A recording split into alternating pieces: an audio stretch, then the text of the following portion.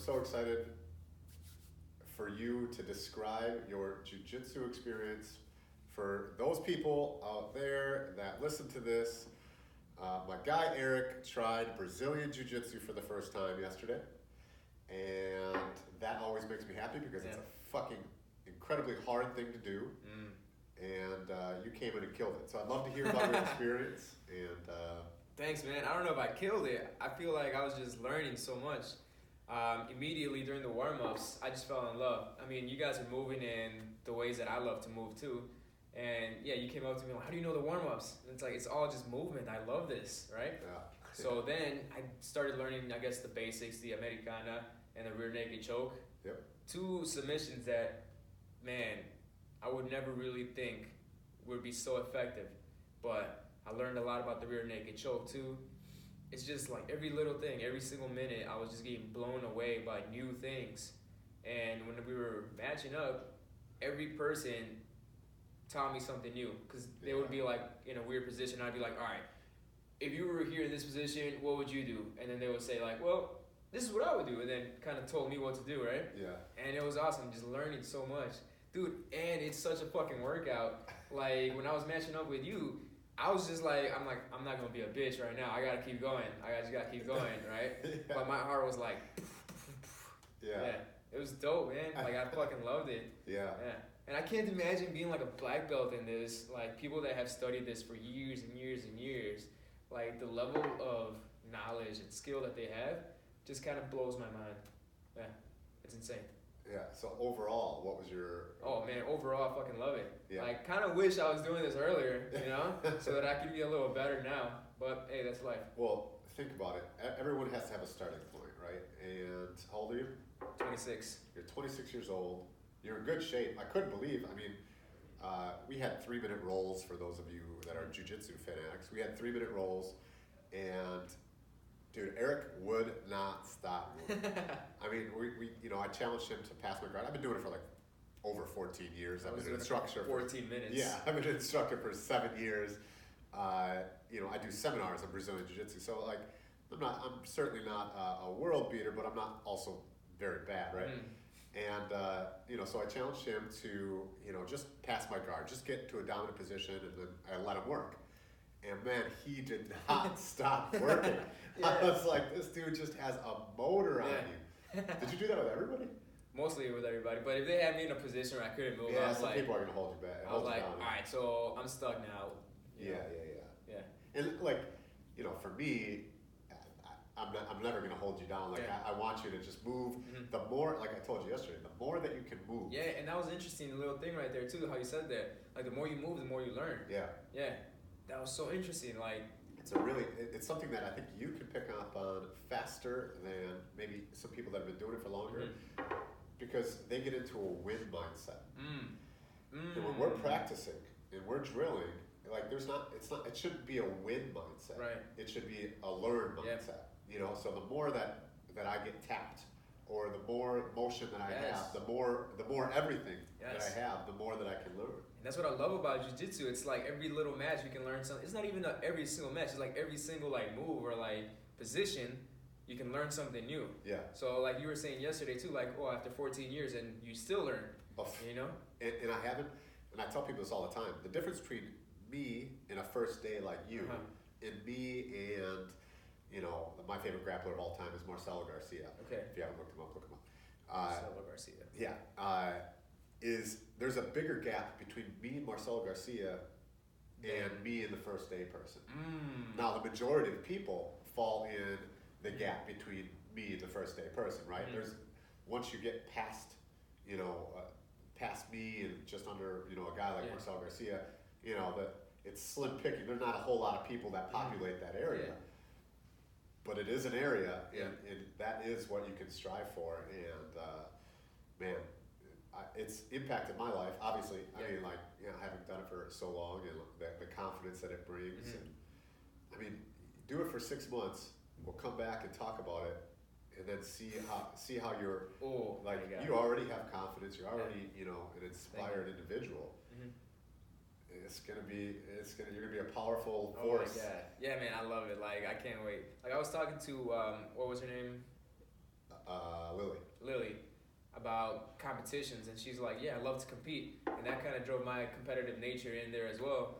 So she's like, I'm gonna compete November, and I was like, damn, I could probably do that too if I really train hard. Maybe I could do that. I wonder.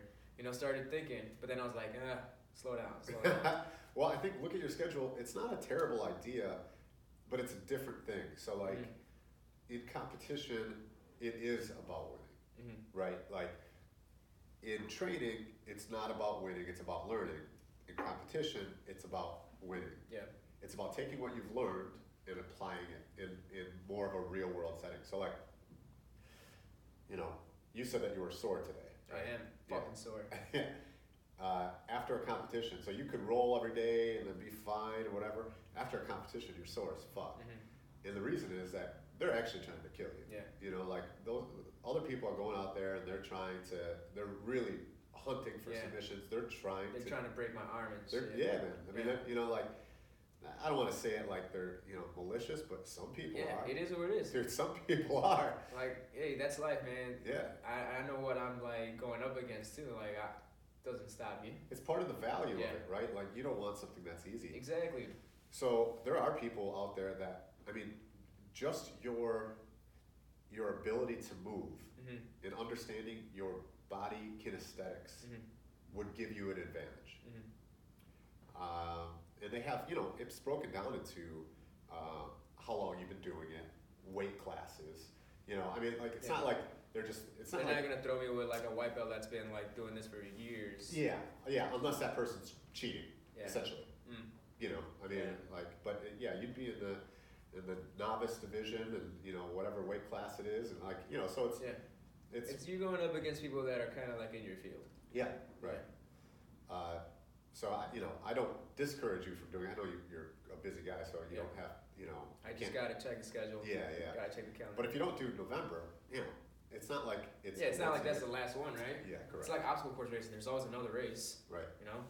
And that's where I learn more. Like in obstacle course racing, I learn a lot through the fucking competition.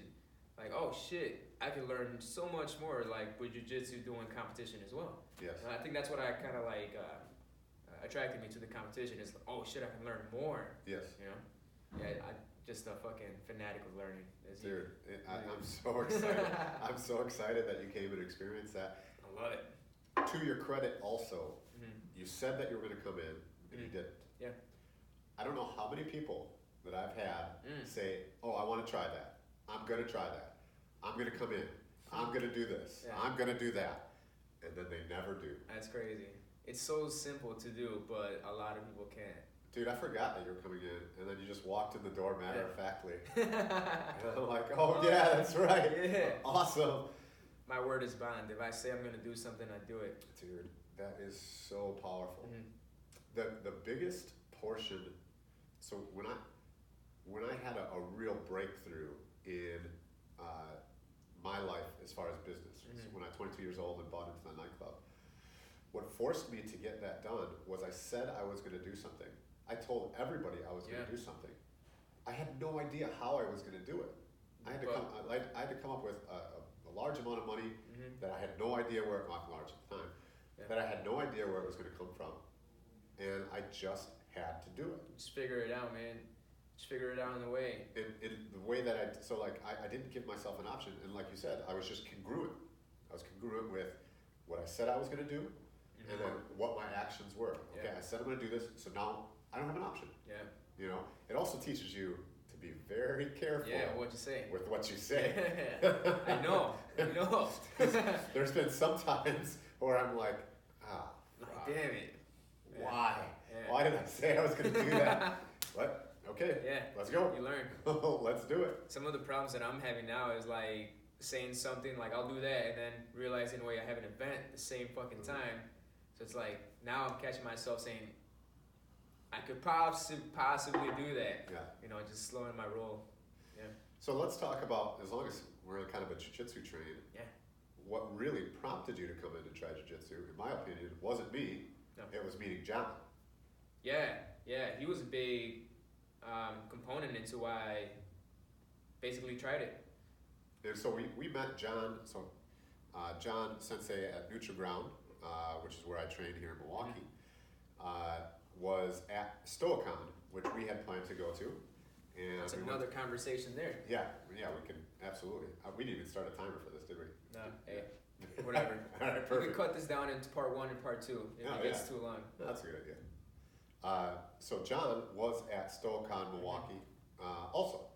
Yep. And so then he introduced you, and please tell what he did for you. Man, he was such a powerful guy. I was asking him all these questions about jiu-jitsu. I was telling him, or he was telling me kind of like the basics because I was very interested. You said he was your Sifu, so I was like, all right, maybe Sensei. Yeah. So I was like, all right. So I started asking him just more about Brazilian Jiu Jitsu, where he learns, kind of like the basics.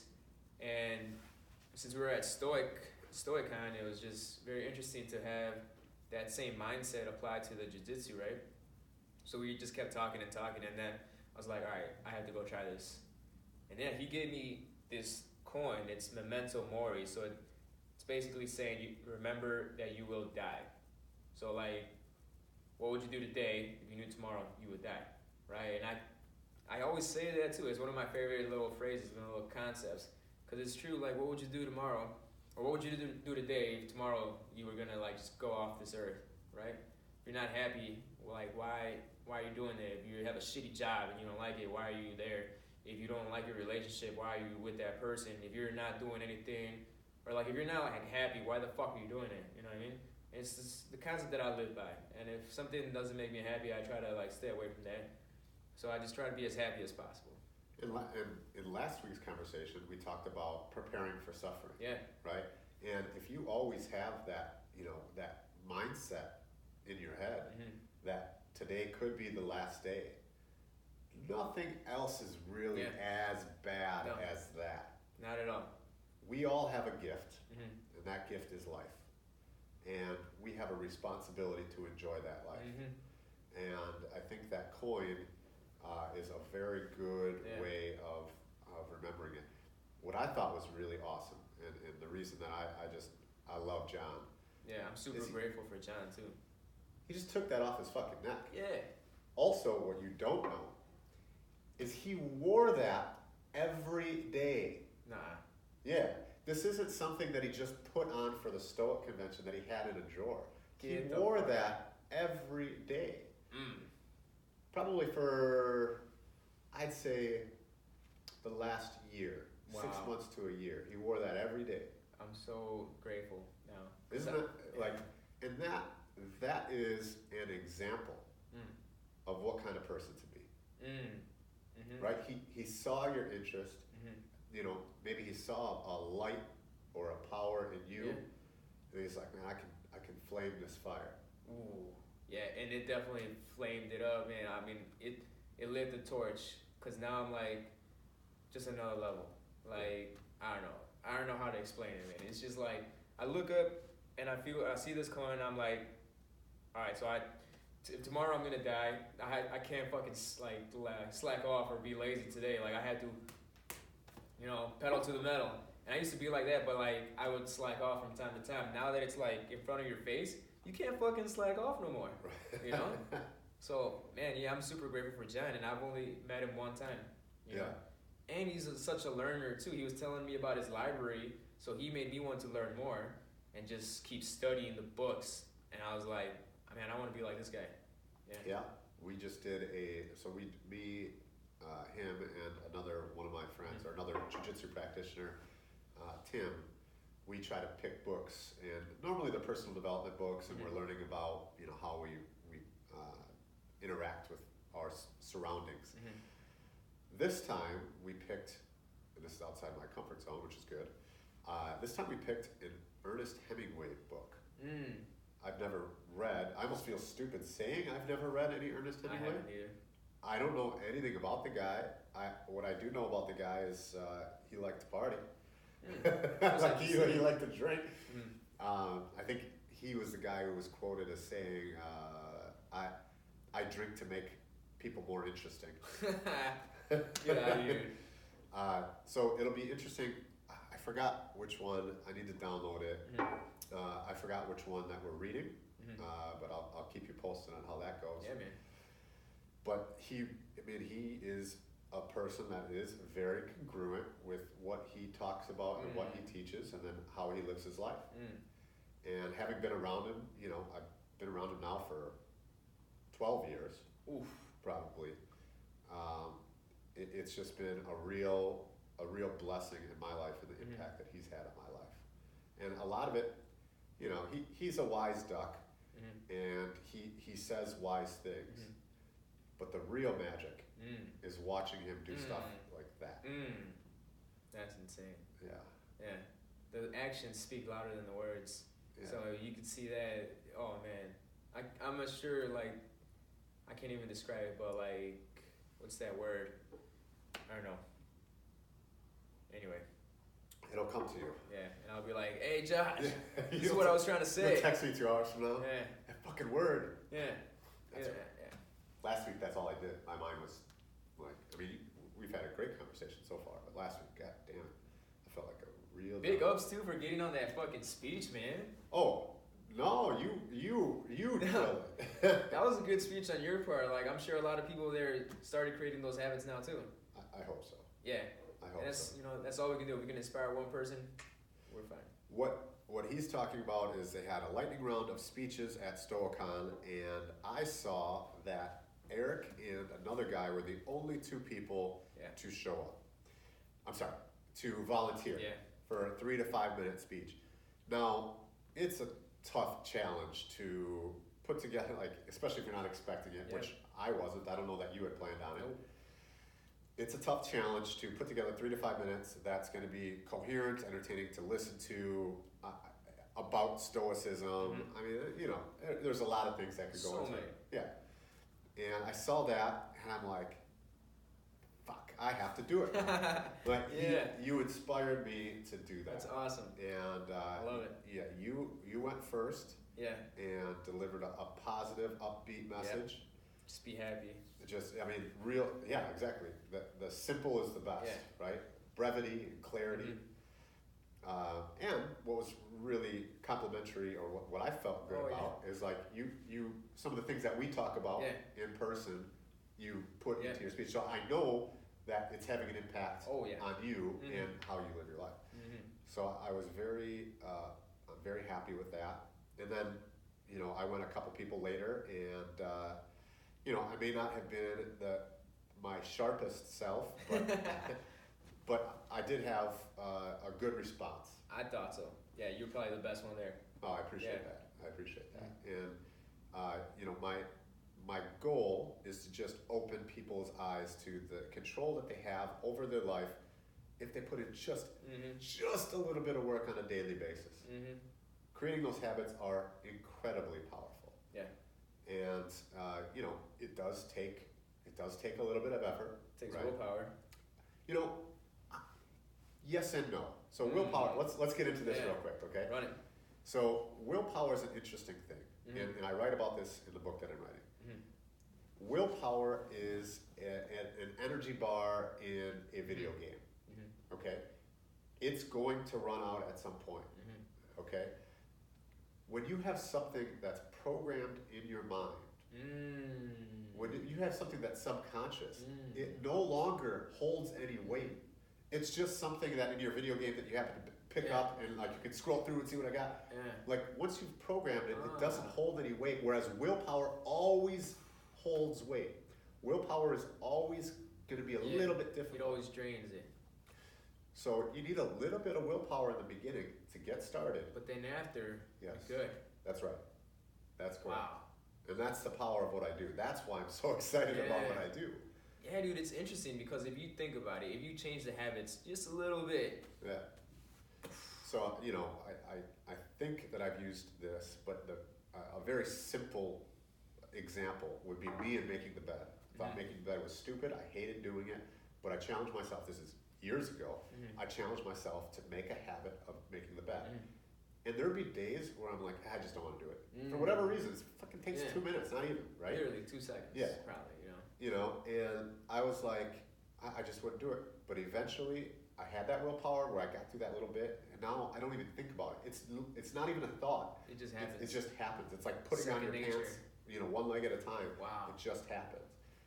You know, and that is that's the power of Okay. what you can do. So if something as simple as making your bed can become a habit, what is, I guess, the biggest thing that can become a habit?